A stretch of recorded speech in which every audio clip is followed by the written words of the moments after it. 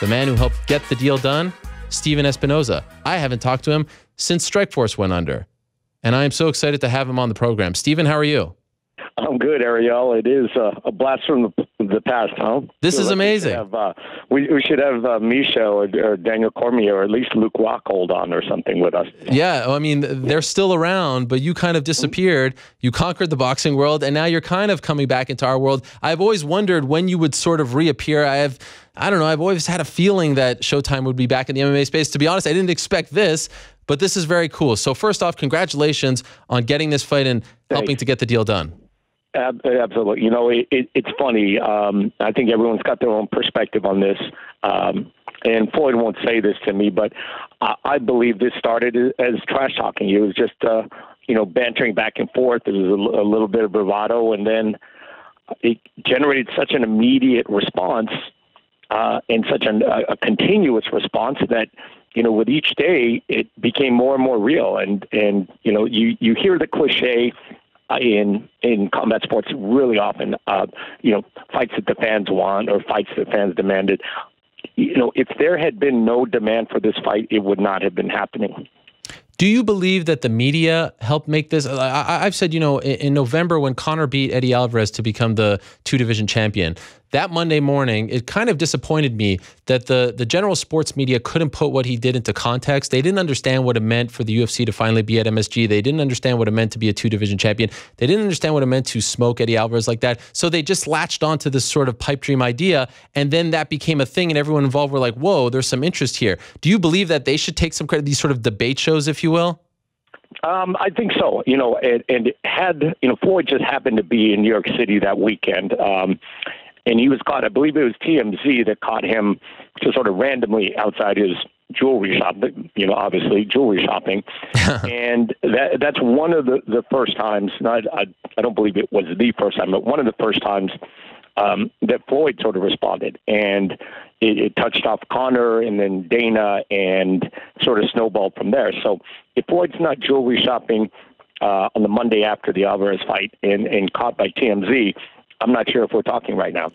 When did this get on your radar? When did the parties involved bring this to you? Because they needed you. You have the deal with Mayweather. You're a big part of this equation. But when did they come to you with a serious situation? Okay, this is something that's actually in the works.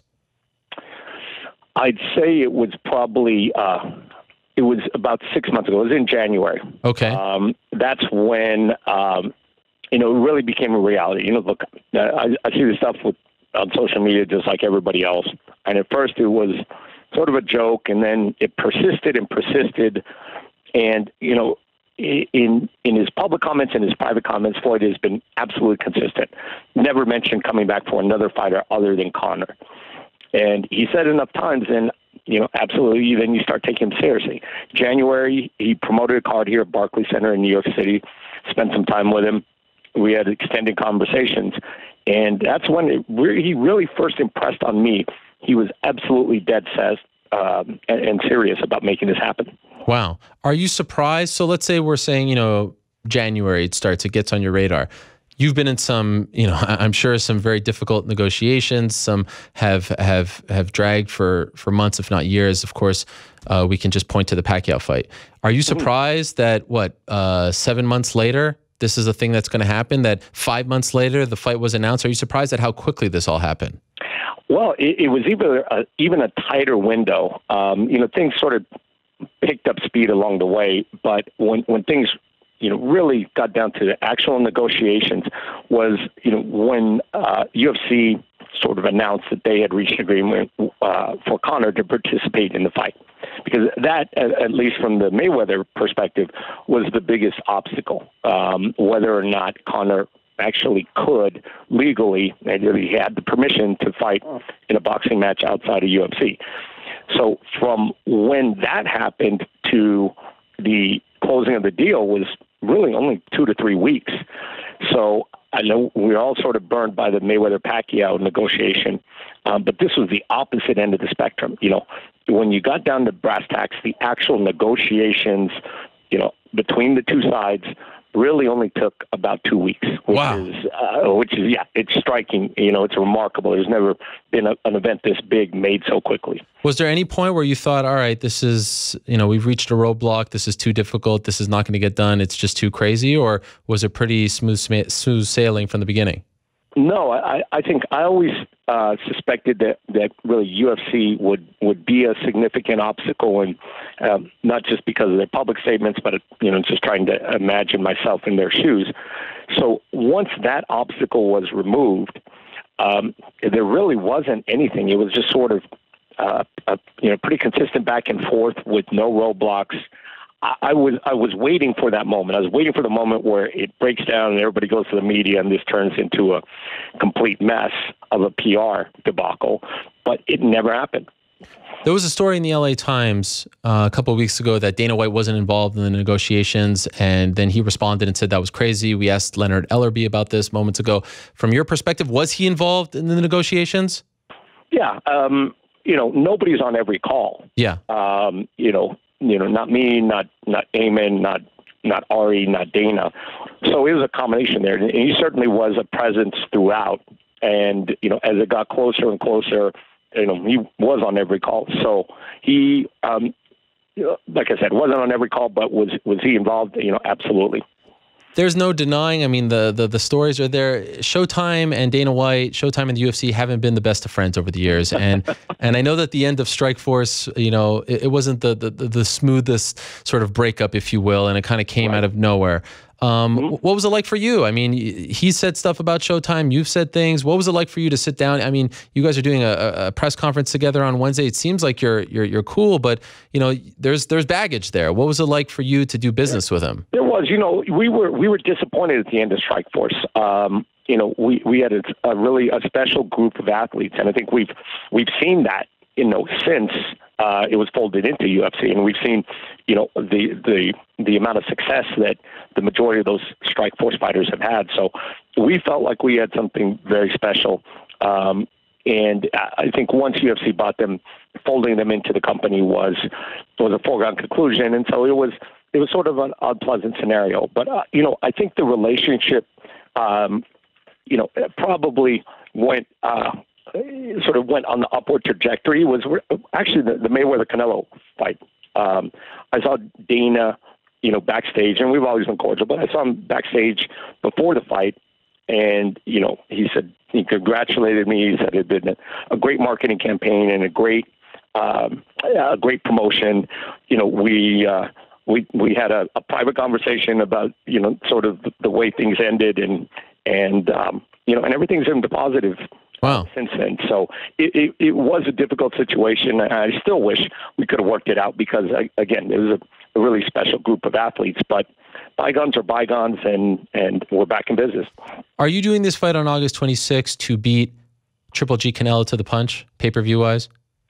Not really. See, the difficulty with the fall, and this is just my personal opinion, is once you get into October and November, the TV market is really, really crowded. And I'm not saying that, you wouldn't hear about this event, but if you look at October, mid-October, you're competing at that point with NBA, NHL, college football, and you've got the World Series in the latter half of the month. So whether it's, this fight or any other pay-per-view or even Showtime boxing, I'm sort of against the concept of competing in October. It's too hard. So if you're looking at it, you're not going to do September because it's really crowded. You're not going to do October. It's really crowded. Maybe you're looking at November, but neither guy wanted to wait that long. So it was either, go a little bit too soon or a little bit too late. And the guys wanted to go too soon. And I say too soon. It's not too soon for the event. It just means a lot of sleepless nights and a lot of people, pulling all-nighters between now and August 26th. We had Adi Attar on, who's Conor McGregor's agent. He said that there are plans in place to do some kind of world tour, press conferences, things of that nature. Could you tell us anything about that? Yeah, I think it would be a big miss. As purely a fan, to not see the two of them interacting, repeatedly. Mayweather did it.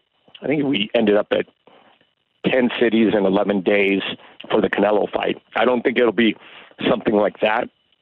But I do think, this is the kind of thing where, people are going to want to touch it and feel it and see these two guys interact. And so I do think maybe late June, maybe early July, there'll be multiple cities, not a huge tour, but more than a couple. And I think it will be, it'll be something that I think is really entertaining to watch. You announced mid last week, right after the news, the broadcast team, and there's no surprise there because it is your regular Showtime Sports broadcast team, Mauro Ranallo, Al Bernstein, Paulie Malignaggi. Were there any considerations in putting an MMA guy in there or some other voice? There have been, and we may still do that.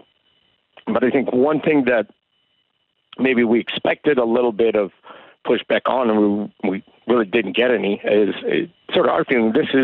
It is after all like a straight boxing event. It is a boxing competition. So, it is, those are the rules. And I'm not saying the MMA guys don't know boxing. A lot of those guys call both sports. But I think the common understanding was, this will be presented as a boxing event. It is a legitimate, competitive, high-level boxing event, and will be presented as such. Having said that, I think we would be remiss if we didn't include MMA voices within the promotion and within the telecast itself. Will the pay-per-view cost around $100 like the Pacquiao fight? It's one of those things, our deal got done so quickly that, the fighter deal got done so quickly, it actually moved quicker than some of the business deals. Wow. That's an element that is, which is saying a lot. They're actually more quickly than a lot of things. But price is one of those things. And ticket prices and scaling is another one. I'm not sure exactly where the price will end up, but I think there's virtually unanimous consensus that it certainly shouldn't be more than Mayweather-Pacquiao. Okay. Whether it should be less, you can discuss that, but we're not. There was some conversation. I'm surprised, people expecting $125, $150. We're not going to see anything like that. People are dying to know the other fights, only because Dana has been vocal in the past about how boxing has blown it in the sense that they've put on these great main events, but not used the main event to showcase other talent. That's kind of a thing that we see a lot in MMA. But to be honest, I think we're starting to see that a lot more in boxing. And I think you guys in particular are doing a great job of that, not just the main event, but actually giving people 2, 3, 4 great fights. What could you tell us about the undercard? Any names at all being discussed for that? Well, Floyd has thrown out a couple names. And we're working on it. One of those names is something I'm, wholeheartedly in favor of. Not that I'm not in favor of the other one, but there's a young fighter he promotes, Gervonta Davis, Tank Davis, who is, personally, I think one of the most entertaining, one of my favorite young fighters to watch. A world champion at just 22 years of age. There are certain fighters, Conor is one, Mike Tyson was another, there's certainly been others, but that have a certain ferocity. They're a slightly different, Floyd fights, kind of cool, calm, collected, calculated. No one would use the word ferocious. But if you see Conor, you see Mike Tyson, there's a sort of an intensity, a meanness, a ferocity. That's what Tank brings to the table. And I think he is someone that the boxing fans who haven't discovered him will be very pleased. And I think he will be very entertaining. I think he'll be a fan favorite of MMA fans as well. Are you guys going to do anything on the Friday night before another event? We've seen this sometimes where promotions put on a show the night before because there's so much media there, so many fans, etc. Or is it just going to be that one event on Saturday? I think this is where we still have to put our heads together. Okay. Because one thing that UFC has obviously been good at is extending the event. Expanding the event, whether it's International Fight Week or fan expos. They do an excellent job of turning it into not just an evening of experience, but an experience of several days that everybody in Vegas can participate in. It's my hope that somehow we can get that done. I know it's short window to do that, but I'd be all in favor. I think you're going to have so many people there, and the great majority of them not having the ability to go to the fight. You really need to let them touch this event in some way. In the past, we've seen programming air on CBS before big Mayweather fights. Is that possible for this one? It's one of the great things about this is we've got so many platforms to expand, because I know there's some maybe initial reluctance, but UFC, from everything I've seen and heard, is wholeheartedly in support of this now. So they've got their outlets, including Embedded. I think is a great series and really builds Fight Week really well. They're going to see all those outlets combined with the kinds of things that we often do for Floyd, whether it's CBS or CBS Radio or a variety of different things. And I'm really interested to see sort of how we can blanket everything with both fan bases, including fans who are not fans of either. And so one of the big things that I keep hearing, I mentioned this. I mentioned this to Leonard, is the boxing. You battle with the boxing media all the time, and a lot of them say, I've listened to a lot of their takeaways over the last few days, and it's interesting sometimes when you hear the HBO guys talk about it, because there's some bias there, but a lot of the boxing media is not happy with this. They think it's a sham. They say, I'm not going to cover it. It's a circus. Shouldn't be a professional fight. It shouldn't be for his 50th pro win, things like that. What do you say to the critics? Look, I understand. I understand there's some question, because we've really never seen Conor participate in the straight boxing. Sure, there's been sparring, but who knows when that was, how that was, whether that's representative of his actual skill level. So I think the one thing that we can say is that we just don't know how it's going to play out, and that in itself, I understand that people think it's a flaw. But stepping back for a moment, and I know you take your combat sports very seriously, as do I. But stepping back, we're talking about grown men, and women punching each other in a ring for money. So let's not get too much on our high horse about purism. It is a spectacle, just like Mayweather fights.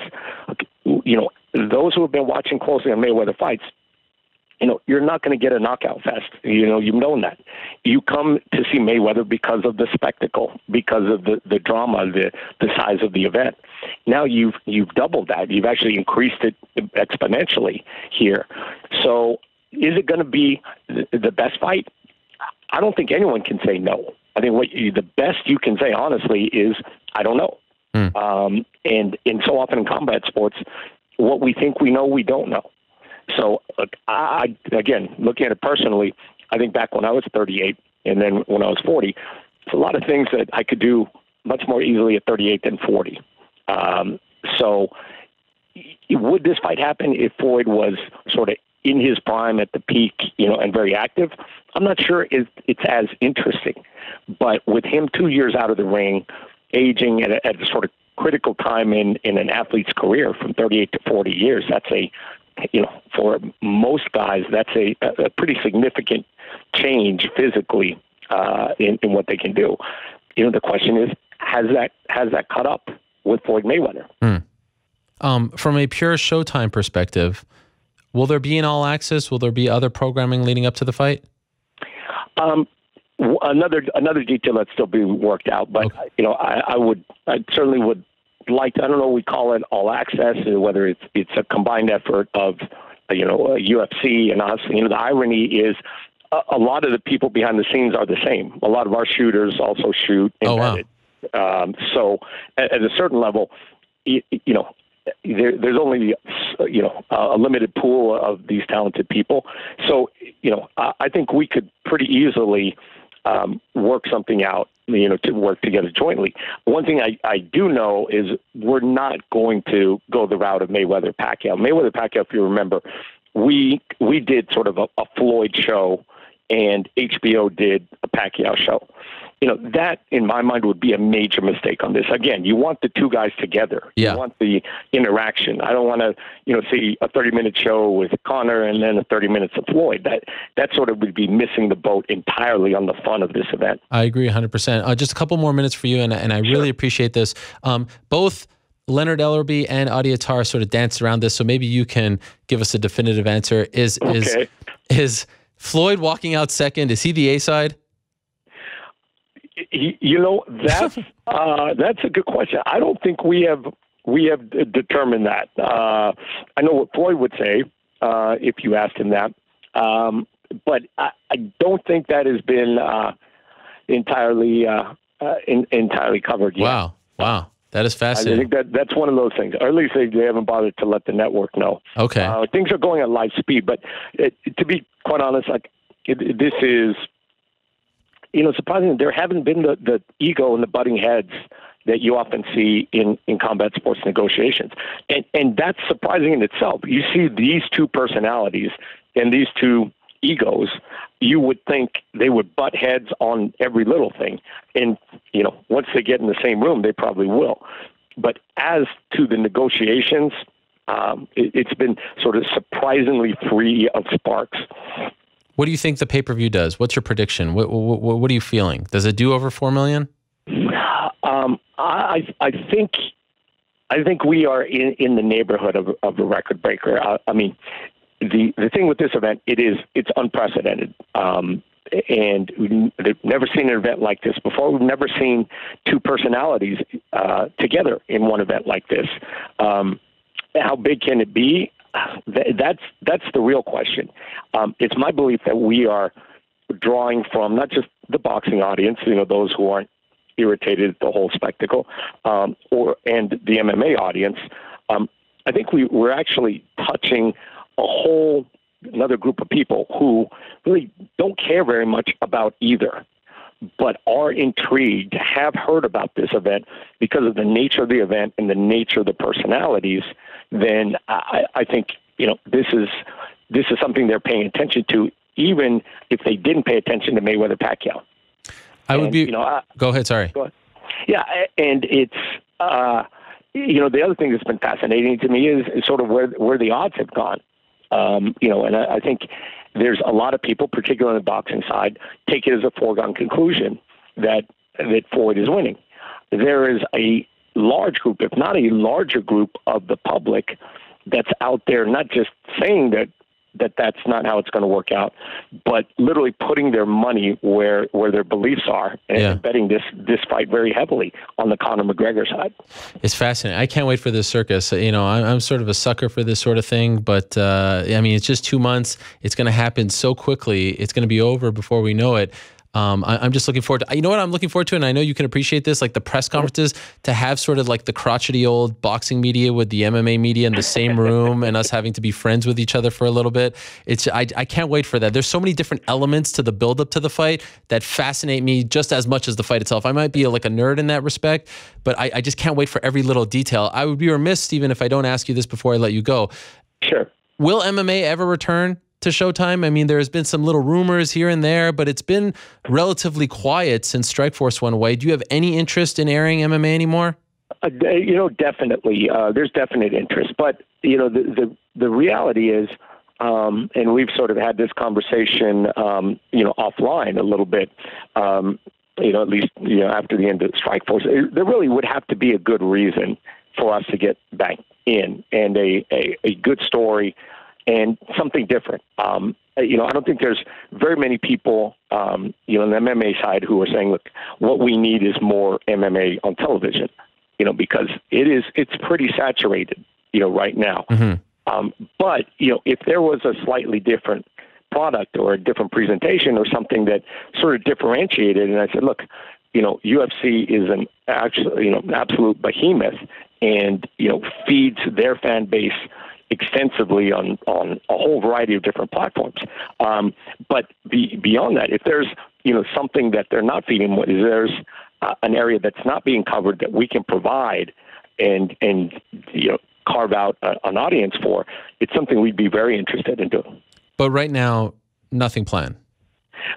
Nothing planned, but but doors are open and we're listening. Okay. Congratulations, Stephen. Again, so great to catch up and to link up again. This has been a lot of fun. And from afar, just simply as a fan, have certainly been admiring everything you guys have been doing on Showtime and the fights that you guys have been putting together, the production. I mean, just the last, the Errol Spence, I mean, it's just really great stuff. I've really been enjoying it as a fan, and it's very cool that you guys are sort of back in our world, at least for one night only. So congratulations to you and the team. Can't wait for August 26th, and looking forward to seeing you in person. I'm sure at some press conference, some build-up, something along the way. I'm sure we'll cross paths once again. Well, I appreciate your support and even more your perspective on everything. And yeah, I'll see you soon. All right. Thank you so much. There he is, Stephen Espinoza, stopping by. How great is it to catch up with him once again? Have not talked to him since the end of Strikeforce. Of course, the Showtime Sports Executive Vice President and General Manager, very much a part of sort of putting Showtime where it is today, as far as, you know, you ask a lot of the boxing people, the industry leader right now, putting on the big fights, the fights that people want to see, and they are getting the August 26th fight between Floyd Mayweather Jr. and Conor McGregor.